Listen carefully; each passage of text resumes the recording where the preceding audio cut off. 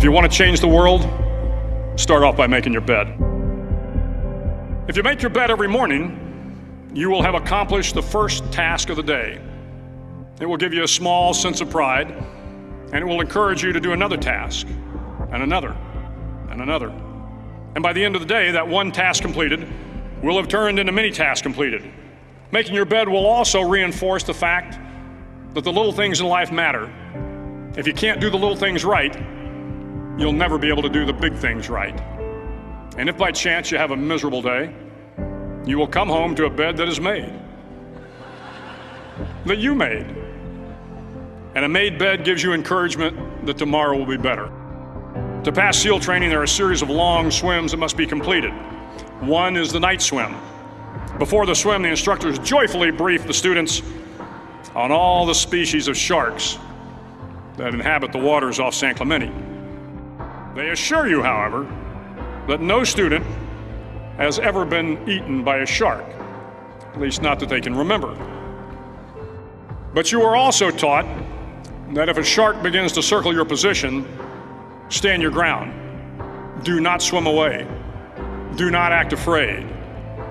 And if the shark, hungry for a midnight snack, darts towards you, then summons up all your strength and punch him in the snout, and he will turn and swim away.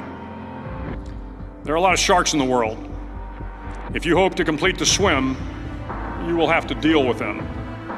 So if you want to change the world, don't back down from the shark.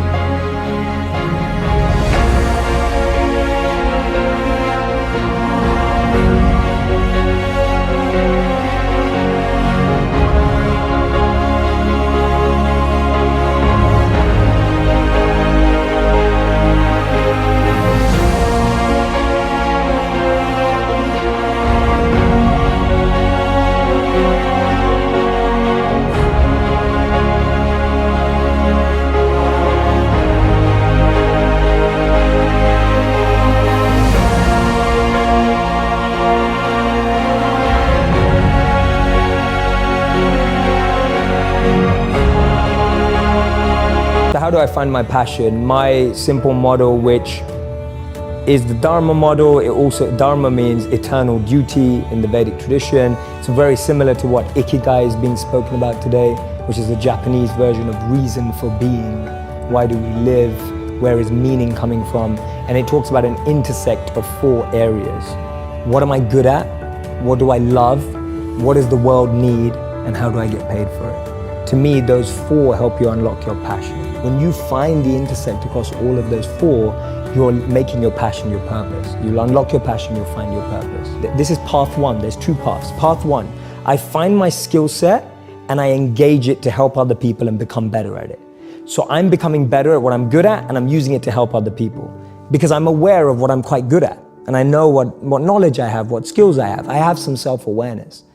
The other path that people often miss is actually I just start serving people. I just start helping people and I start to notice what I enjoy about that and what I'm good at helping people with. So that's Gandhi's part. Gandhi said that you find yourself when you lose yourself in the service of others. So for me, those are the 2 paths of how do I find my passion and finding the intersect between those 4 areas. People say you have to have a lot of passion for what you're doing, and it's totally true. And the reason is because it's so hard that if you don't, any rational person would give up.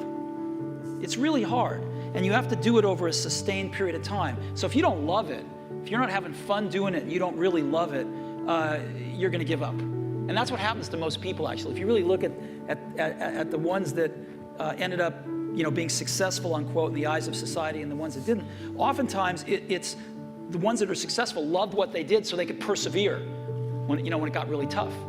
And the ones that didn't love it quit because they're sane, right? Who would want to put up with this stuff if you don't love it? So it's a lot of hard work and it's a lot of worrying constantly. And if you don't love it, you're going to fail. So you got to love it, you got to have passion. My 3 E's are element, environment, and energy. everyone has an element that they thrive in. If you take someone out of their element, they won't be the same. A modern day example would be Michael Jordan. He was incredible at basketball. You took him out of basketball, put him into baseball, no one remembers his career. We're talking about one of the best athletes of all time. Your environment is the environment around you. You can take a fish out of water and give it a beautiful mansion and a Bentley and all the money in the world, but it will die. And that's what we are, like our environment. Everyone needs an environment which they thrive, which we have to craft. Your boss, if you're at work, is never gonna ask you, hey, what environment do you succeed in, right? Like, that never happens. So we have to create an environment where we thrive. And then finally, it's energy. Some of us love high energy environments, high pressure. Some of us succeed in low energy environments and low pressure.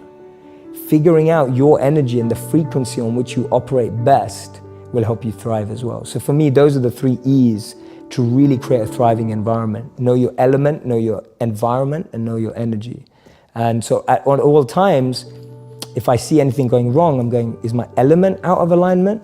Is my environment out of alignment? Or is my energy out of alignment? And that's a great 3-question test you can do to yourself when you don't think things are going right.